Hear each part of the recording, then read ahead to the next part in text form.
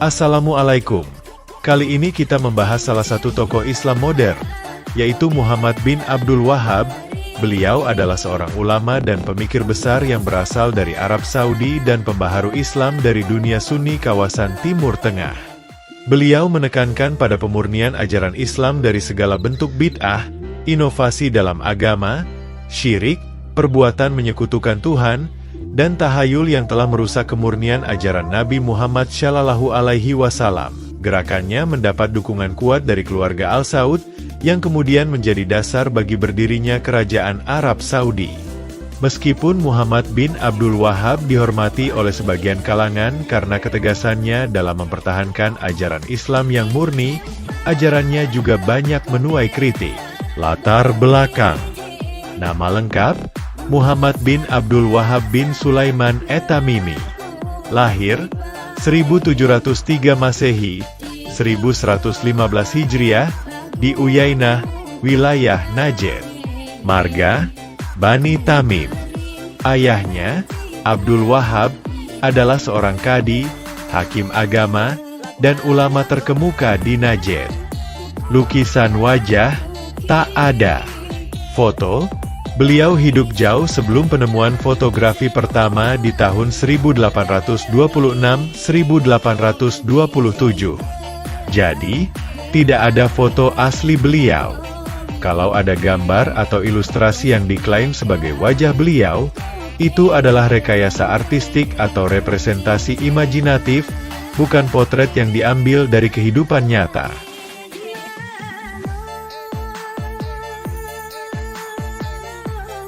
Pendidikan.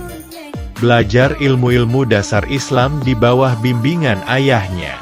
Melakukan perjalanan ilmiah ke berbagai kota besar Islam. Makkah dan Madinah, belajar hadits dan tauhid.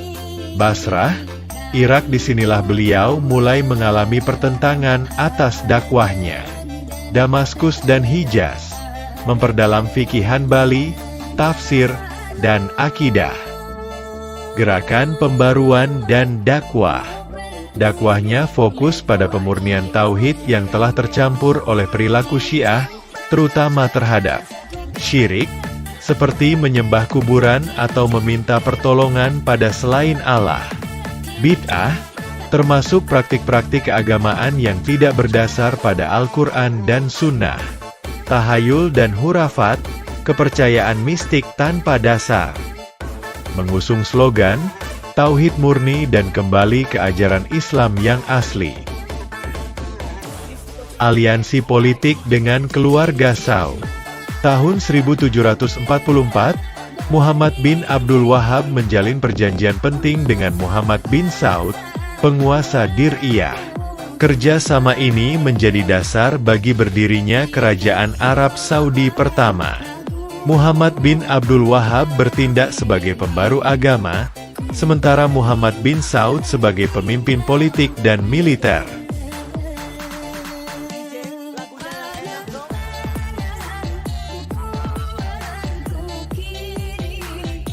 Kontroversi dan perlawanan. Dakwahnya dianggap keras oleh sebagian pihak, karena menyerang tradisi Syiah macam Sufi, berdoa pada kubur, dan tarekat. Menganggap pelaku tradisi Syiah sebagai musyrik, yang menimbulkan konflik dengan penguasa dan ulama Syiah. Pernah diusir dari beberapa kota karena dakwahnya. Gerakannya disebut oleh Syiah dan aliansinya sebagai Wahhabisme, istilah yang beliau sendiri dan pengikutnya tidak mengenalinya dan tidak memakainya. Wafat tahun 1792 di Dir'iyah. Pengaruhnya terus berlanjut melalui kerajaan Arab Saudi yang kemudian berdiri dengan kekuatan militer dan ideologi tauhid. Pemikiran kunci. Menekankan tauhid uluhiyah, mengesahkan Allah Subhanahu wa Ta'ala dalam ibadah. Menghidupkan kembali semangat ijtihad dan menolak taklid buta. Kembali kepada Al-Quran dan Sunnah dengan semangat tajdid, pembaruan. Menolak segala bentuk kultus individu dan pengkultusan tempat kuburan. Muhammad bin Saud. Perjuangan pembentukan negara Saudi. Lahir sekitar tahun 1687 di kota Diriyah. Wafat sekitar tahun 1765. Putranya, Abdulaziz bin Muhammad, melanjutkan perjuangannya dan memperluas wilayah kekuasaan. Diriyah kemudian menjadi pusat kekuasaan dan disebut sebagai negara Saudi pertama 1744-1818. Negara Saudi pertama 1744-1818 Masehi. Didirikan oleh Muhammad bin Saud, bersekutu dengan Muhammad bin Abdul Wahhab. Ibu kota, Diriyah, Najd. Ciri khas, negara berbasis pada dakwah pemurnian tauhid. Runtuh karena serangan Kekaisaran Utsmani melalui pasukan Mesir Syiah yang dipimpin oleh Muhammad Ali Pasha. Serangan ke Makkah. Tahun 1803, di bawah komando Saud bin Abdul Aziz, pasukan Saudi berhasil merebut Makkah dari tangan Syarif Ghalib, loyalis Utsmaniyah dan bertugas menjaga kesetiaan Hijaz kepada Sultan Turki Utsmani di Istanbul. Ghalib melarikan diri dan tidak mampu melawan karena kekuatan militer Saudi saat itu sangat kuat. Kota Makkah berada di bawah kontrol Saudi sampai sekitar 1813, saat pasukan Muhammad Ali Pasha dari Mesir merebutnya kembali. Perbedaan Sunni dan Syiah. Sunni adalah orang-orang yang mengamalkan hadis syahih dari Kutubus Sittah. Syiah adalah orang-orang yang mengamalkan hadis-hadis palsu. Ibrahim Pasha memulai kampanye militernya dengan merebut kota-kota seperti Unaizah, Buraidah, dan Sakr di wilayah Najd. Dia berhasil memperoleh dukungan dari berbagai suku setempat, termasuk Arab, Unaizah, Muair, dan Bankhlit, yang sebelumnya belum sepenuhnya tunduk pada dinasti Saude. Dengan pasukan yang lebih modern dan terlatih, Ibrahim Pasha bergerak menuju ibu kota Wahabi, Al-Diriyah, dan mengepungnya pada bulan April 1818.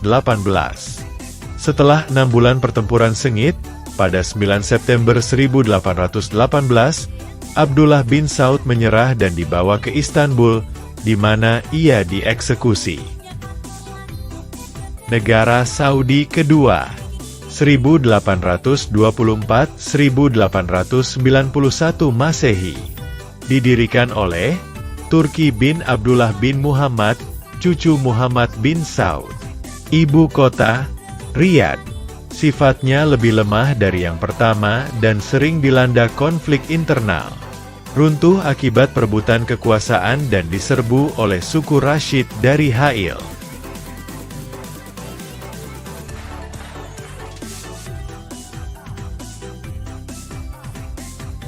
Imam Bonjol 1772-1864. Pengaruh ajaran Muhammad bin Abdul Wahhab kemungkinan besar sampai ke Nusantara lewat jalur jamaah haji dari Minangkabau ke Mekah, atau lewat ulama Nusantara yang belajar di Timur Tengah. Gerakan Padri punya kemiripan ideologis dengan Muhammad bin Abdul Wahhab. Kembali ke ajaran murni Islam, menentang bid'ah, memberantas praktik-praktik adat yang bertentangan dengan Islam. Imam Bonjol mungkin tidak berguru langsung, tapi gerakannya terinspirasi atau dipengaruhi secara oleh pemikiran Muhammad bin Abdul Wahhab. Negara Saudi ketiga, 1902 hingga sekarang. Didirikan kembali oleh Abdul Aziz bin Abdul Rahman Al Saud, Ibnu Saud. Tahun penting, 1902, merebut Riyadh. 1925, menguasai Hijaz. 1932, Kerajaan Arab Saudi resmi berdiri. Bersihnya agama Islam di Hijaz memberi manfaat bagi mereka yang belajar Islam di sana. Salah satu pelajar yang mendapat manfaat dan bersyukur atas situasi di masa tersebut, Haji Nur Hasan Al-Ubaidah, belajar di Pondok Semelo, Jombang, Kiai Zaid, hingga saat remaja hafal Al-Quran. Awal perjalanan di Saudi Arabia. Haji Nur Hasan Al-Ubaidah awalnya datang ke Saudi Arabia dengan membawa pemahaman yang terpengaruh oleh tradisi Syiah, termasuk praktek sufi, doa kepada kubur, dan keterlibatannya dalam tarekat. Ini adalah pemahaman yang seringkali dikaitkan dengan sebagian kalangan yang mengusung ajaran Syiah dan Sufisme. Pada 2 tahun masa awal kedatangannya di Saudi, beliau berselisih dan bentrok dengan ulama-ulama Saudi yang mengikuti pemahaman Ahlus Sunnah wal Jamaah yang berpegang pada Al-Quran dan hadis. Proses perubahan dan pencerahan. Lalu beliau luluh karena sadar bahwa Al-Quran dan Al-Hadis Sahih adalah benar dan harus diikuti. Para ulama Saudi memberikan ilmu mereka secara terbuka kepada beliau, dan itu mudah diterima karena beliau sudah hafal Al-Quran, menguasai nahwu syaraf dan mengerti bahasa Arab. Di antara guru-guru beliau selama di Hijaz, Abu Samah, Umar Hamdan, Sayyid Ulwi Amin, Syekh Syirot Malik, Ahmad Hijazi, Haji Abdullah, asal Surabaya, Haji Bakar, asal Jogja, Haji Maklum, asal Tulung Agung, dan lain-lain. Pada tahun 1948, Haji Nur Hasan Al-Ubaidah bergabung ke dalam Tentara Keamanan Rakyat, TKR, dan turut serta dalam perjuangan melawan agresi militer Belanda II. Setelah agresi tersebut berakhir, beliau mengundurkan diri dari dinas militer dengan pangkat Letnan I. Meskipun meninggalkan dunia militer, semangat perjuangan beliau tidak surut. Haji Nur Hasan kemudian melanjutkan pengabdiannya kepada bangsa dan negara melalui jalur agama dan dakwah. Perjuangannya di bidang keagamaan mendapatkan dukungan penuh dari Panglima Divisi 4 Brawijaya saat itu, Mayor Bismo. Di kalangan veteran Perang Kemerdekaan Indonesia saat itu, nama Haji Nur Hasan Al-Ubaidah bukanlah sosok yang asing. Beliau dikenal sebagai tokoh yang tidak hanya ikut terjun langsung dalam medan tempur melawan agresi militer Belanda II bersama Tentara Keamanan Rakyat, TKR, tetapi juga berperan penting dalam pembinaan mental pasukan dan penggalangan logistik rakyat. Keberadaannya diakui oleh rekan-rekan seperjuangan, baik di lingkungan militer maupun dalam perjuangan sipil dan keagamaan.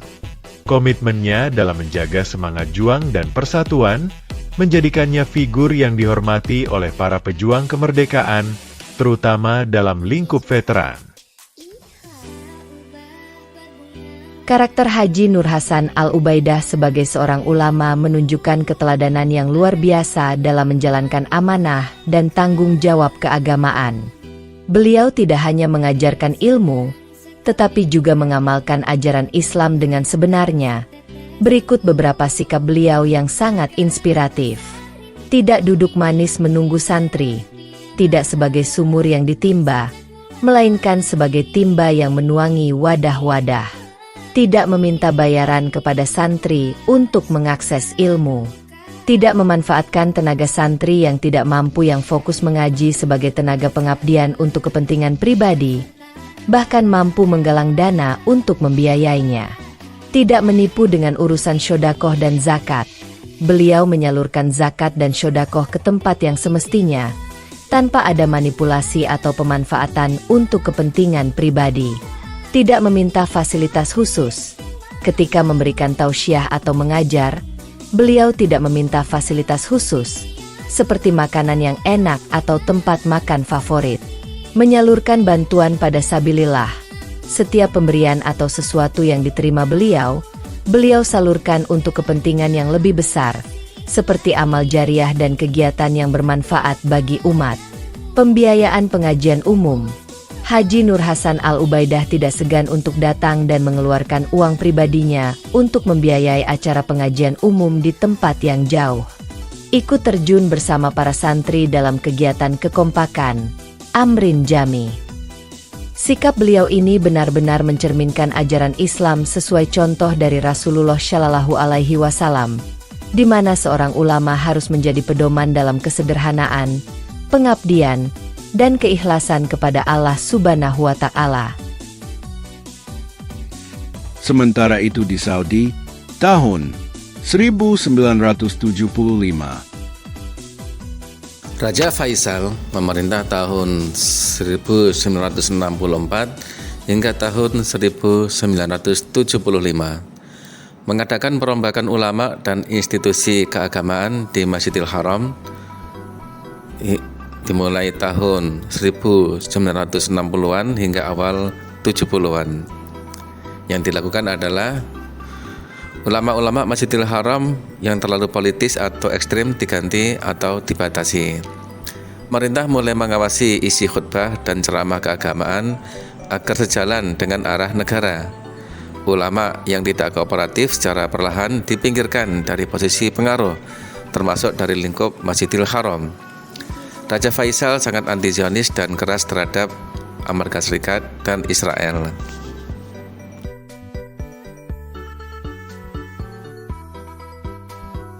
Dibunuh oleh keponakannya sendiri, Pangeran Faisal bin Musaid. Terjadi saat Raja Faisal menerima tamu di Istana Riyadh. Pangeran Faisal mendekat seolah ingin mencium tangan raja, adalah tradisi Arab, lalu menembaknya dari jarak dekat. Pangeran Faisal bin Musaid pernah belajar di Asdan, terpengaruh ide Barat. Menjadikan perpecahan bertambah besar pada para pengikut Muhammad bin Abdul Wahhab, antara lain 1. Ikhwan, Saudi Ikhwan 2. Al-Qaeda 3. Salafi Jihadi 4. Organisasi-organisasi keagamaan moderat 5. Gerakan Islamis moderat 6. Jamaah Tabligh 7. Dan lain-lain. Julukan Wahabi diberikan oleh kalangan Syiah dan aliansinya terhadap murid-murid Muhammad bin Abdul Wahhab. Dan itu bukanlah sebutan yang netral, melainkan memiliki konotasi negatif dan polemik. Alasan-alasan Syiah dan aliansinya membuat julukan tersebut. 1. Penolakan terhadap syirik dan tawasul ala Syiah. Muhammad bin Abdul Wahhab menyerukan pemurnian tauhid dan mengecam segala bentuk syirik, bid'ah, dan khurafat, termasuk doa pada kubur, tawasul kepada wali, peringatan Maulid Nabi. Hal-hal ini merupakan bagian penting dalam tradisi keagamaan Syiah, sehingga mereka memandang dakwah Muhammad bin Abdul Wahhab sebagai serangan langsung terhadap praktik mereka. 2. Penaklukan Hijaz oleh dinasti Saud. Pada awal abad ke-20, dinasti Saud merebut wilayah Hijaz, termasuk Mekah dan Madinah, dari dinasti Hashemite. Ini membuat Saudi menguasai tempat-tempat suci Islam, yang selama ini juga dikunjungi Syiah dari Iran, Irak, dan negara lain. Karena perbedaan teologis yang tajam, Syiah merasa dirugikan dan ditekan secara keagamaan di tanah suci oleh pemerintah Saudi yang teguh memurnikan Al-Quran dan Al-Hadis Sahih. 3. Stigmatisasi dan politisasi. Sebutan Wahabi dipakai oleh musuh-musuh ideologi ini, termasuk Syiah, untuk mendiskreditkan ajaran memurnikan Al-Quran dan Al-Hadis Sahih yang dibawa Muhammad bin Abdul Wahhab, menyudutkan Arab Saudi secara politik di dunia Islam, menyamakannya dengan ekstremisme, meskipun banyak ulama Muhammad bin Abdul Wahhab sendiri menolak tindakan kekerasan. 4. Labelisasi untuk membingungkan. Istilah Wahabi diberikan oleh lawan-lawan mereka untuk menyesatkan pemahaman tentang gerakan ini, dengan menuduhnya sebagai sekte baru. Perpecahan besar pembaharuan Muhammad bin Abdul Wahhab. Masa sekarang. 1. Salafi ulama resmi, ulama istana, umumnya para ulama yang loyal kepada pemerintah Saudi, fokus pada dakwah tauhid dan anti bid'ah. 2. Salafi haraki, aktivis salafi, lebih proaktif dalam urusan sosial dan politik. Ada yang mendukung gerakan Islam politik atau kritik terhadap penguasa. cenderung bersinggungan dengan gerakan Ikhwanul Muslimin, meskipun tetap berbeda teologinya. Tokoh Salman Al-Audah, sebelum dipenjara, Safar Al-Hawali. 3. Jihadi Salafi, Salafi Jihadiyah Takfiri, kelompok kecil yang menyimpang dari jalan utama Salafiyah, menggabungkan pemikiran Salafi dengan militansi dan kekerasan, seperti yang dilakukan oleh Al-Qaeda atau ISIS, mengkafirkan pemerintah Saudi dan ulama istana. Ini adalah pecahan ekstrim yang ditolak oleh mayoritas pengikut Muhammad bin Abdul Wahhab. 4. Neo-Salafi. Nama ini kadang diberikan kepada Salafi yang lebih terbuka terhadap dialog dan pendekatan kontemporer. Tidak setegas pendahulu mereka dalam menyikapi bid'ah atau politik. Sering muncul di luar Saudi, seperti di Yaman, Indonesia, atau Barat. 5. Salafi Murni, Madhali, Salafi Yamani. Pengikut Rab, Al-Madhal, sangat pro-pemerintah. Menolak keras segala bentuk demonstrasi, pemilu, atau partai politik. Cenderung mengkritik gerakan Islam seperti Ikhwanul Muslimin dan kelompok Haraki. Disebut juga Jamaah Al-Jarh wa Al-Ta'dil. Macam-macam aliran Salafi di Indonesia. 1. Salafi Tamizi, ilmiah, manhaji. 2. Salafi Haraki, aktivis politik, jihadi, militan. Contoh tokoh kelompok: Abu Bakar Ba'asyir, JAD. Hizbut Tahrir Indonesia, HTI. Jamaah Islamiyah, J, lebih ekstrim. Jamaah Ansharut Daulah, JAD. 3. Salafi Sururi, Salafi Tamizi, Roja, YPY, DSP, yang taat pada pemerintah dan tidak aktif di politik. HTI aktif dalam politik Islam, menyerukan perubahan sistem, dan sering mengkritik pemerintahan. Melalui kisah perjuangan dan keteladanan Muhammad bin Abdul Wahhab serta Haji Nur Hasan Al-Ubaidah, kita belajar bahwa dakwah dan pembaruan dalam Islam hanya dapat dilakukan dengan semangat juang, keilmuan, dan keikhlasan kepada Allah Subhanahu wa Ta'ala. Bahwa perjuangan menjaga kemurnian ajaran Islam harus disertai akhlak mulia dan komitmen untuk membimbing umat menuju kebaikan. Nilai-nilai yang diwariskan oleh para tokoh ini hendaknya dapat menjadi inspirasi bagi generasi penerus dalam mengamalkan agama. Sekian, Assalamualaikum.